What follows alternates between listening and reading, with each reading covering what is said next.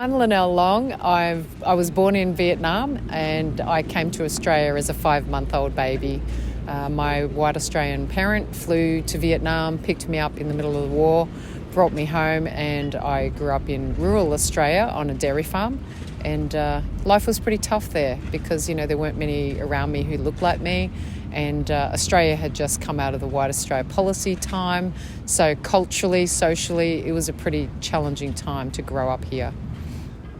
Illicit adoptions are really tough for adoptees to cope with, to even start to delve into their histories, to even understand it, because quite often a lot of the story that we've been told about our adoption sounds wonderful and we've grown up thinking that that's the story. It can be quite confronting and quite traumatising to suddenly think for the first time, oh no, what if my mother was tricked, or what if I was stolen, or what if she didn't even know that I'm even here? What if she didn't even consent?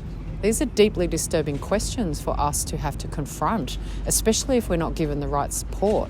So a lot of adoptees can find these questions very intense, very deep, too traumatising.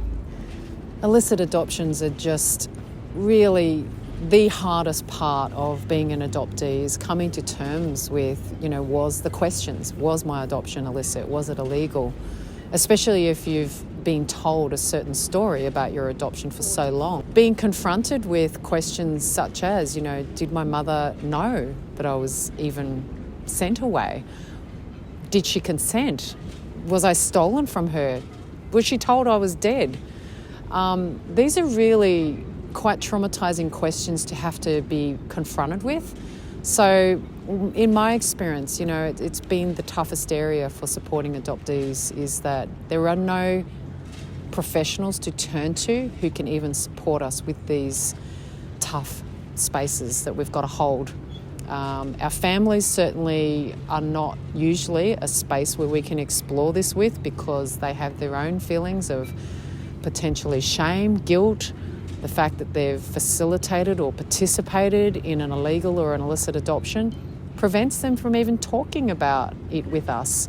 And so we are really left quite alone to have to grapple with all of the ramifications, the implications and the consequences, which is a very lonely journey to be on. And that's why our peer support is so important, because it's the one space that we can feel safe in to explore these tough topics.